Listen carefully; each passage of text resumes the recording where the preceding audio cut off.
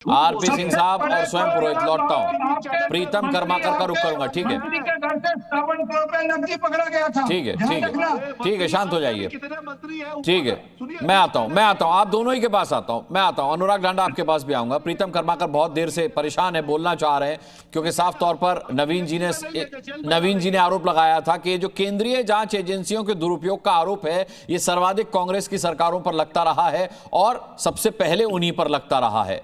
तो कुल मिलाकर के प्रीतम कर्माकर, आप क्या मानते हैं?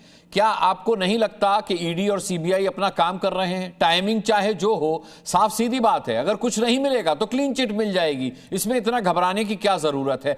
क्यों लगता है विपक्षी पार्टियों को कि चुनाव के वक्त अगर ईडी और सीबीआई की कार्रवाई होगी तो उन्हें नुकसान हो गया? क्या मन में कोई चोर है? जी नमस्कार सभी को। जी, मैं आज फिर से शुरू करना चाहूंगा राहुल जी का वो वक्तव्य से, वक्तव्य को मेंशन करके। हाँ। क्यों उन्होंने बोले थे now we are fighting the state, अर्थात अभी राष्ट्र के विरुद्ध हमें क्यों लड़ना पड़ रहा है। हालांकि बीजेपी का यह चिराचरित स्वभाव रहा है कि बात को टोल मलोल के पेश करने का। तो उनका कहना यह था कि बीजेपी सारे इंस्टीट्यूशनों को कब्जा करके बैठे हुए हैं, पूरी कब्जा कर चुके हैं। और राहुल जी को यह आरोप लगाने का अधिकार है, लेकिन साबित भी तो करना होगा ना प्रीतम जी। आरोप हिट एंड रन तो नहीं चलेगा ना। आप साबित कैसे करेंगे इस चीज को? मैं आ रहा हूं उन पे। आपको एक एग्जांपल देना चाहता हूं। हाँ। करप्शन का चार्जेस बहुतों पे है, ठीक है, पर रेड वहीं पे होता है जहां आपने जैसे बोले कि जहां पे ऑपोजिशन में और इलेक्शन जो इनबाउंड स्टेट से वहां पे होता है। मैं आपको बोलना चाहूंगा पश्चिम बंगाल पे रेड हुआ है, पर हमारे बगल वाले राज्य को भी इलेक्शन आ रहा है। हिमंत बिस्वा शर्मा असम के जो इनकम्बेंट मुख्यमंत्री है, उनके ऊपर चार्जेस किसने लगाए थे? बंगाल और असम के बीच में मोदी जी ने वो ट्रेनें चालू करवा दिए, पर उन पे करप्शन का चार्जेस में उन पे कोई रेड कोई नहीं।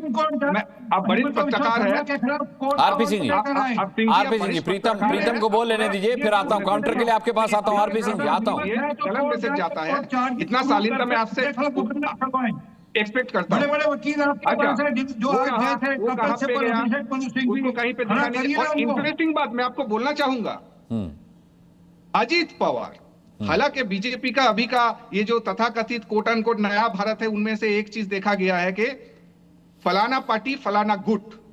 अजीत पवार जी अभी चुनाव लड़ रहे हैं, वो हालांकि उन्होंने अलायंस किए हैं एनसीपी और आपका उद्धव ठाकरे के शिवसेना के साथ, उन पे भी स्टेट मशीनरी चले गए हैं। मतलब मैं एक संयोजन करना चाहूंगा किस हद तक बीजेपी चले गए हैं। अजीत पवार जी के अगेंस्ट में चार्जेस और करप्शन के चार्जेस लगाने में कौन थे? बीजेपी थे। पर जब वो फ्रैक्चर में आके मैं अब आपका सवाल आरपी सिंह साहब से पूछ लेता हूं। आरपी सिंह साहब, भ्रष्टाचारियों की लिस्ट लंबी है, गिनाया गया, अजीत पवार से लेकर के हिमंत बिस्वा शर्मा तक के नाम आए। अब सवाल ये पूछा गया, भाटी साहब ने भी पूछा था और यही प्रीतम कर्माकर पूछ रहे हैं कि बीजेपी की वॉशिंग मशीन में आकर के सब बेदाग कैसे हो जाते हैं?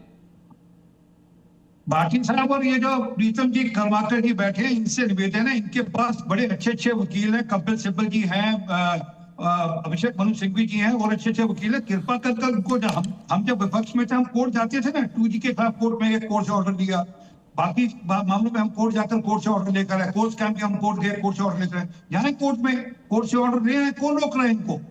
परंतु नहीं जाएंगे क्योंकि कुछ तथ्य नहीं है जांच के, कुछ तथ्य तो चाहिए ना, तथ्य पेश करें, आप जरूर करिए, परंतु जो मूल बात अभी भी जवाब देने की जरूरत है।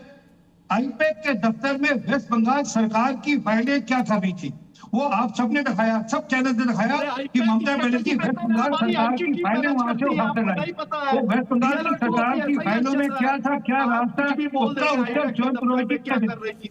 अरे आईपैक के दफ्तर में तृणमूल कांग्रेस की पार्टी स्ट्रेटेजी बनाती है आईपैक, ये तो सबको पता है। वेस्ट बंगाल सरकारी फाइलें तृणमूल कांग्रेस ने की, वो तृणमूल कांग्रेस की फाइलें नहीं थी, वो तृणमूल कांग्रेस की फाइलें नहीं थी, वो वेस्ट बंगाल सरकार को फाइलें थी, वो सबने सब चैलेंज देखा, वो गठे भवन कहा था, वो वेस्ट बंगाल सरकार की फाइलें थी।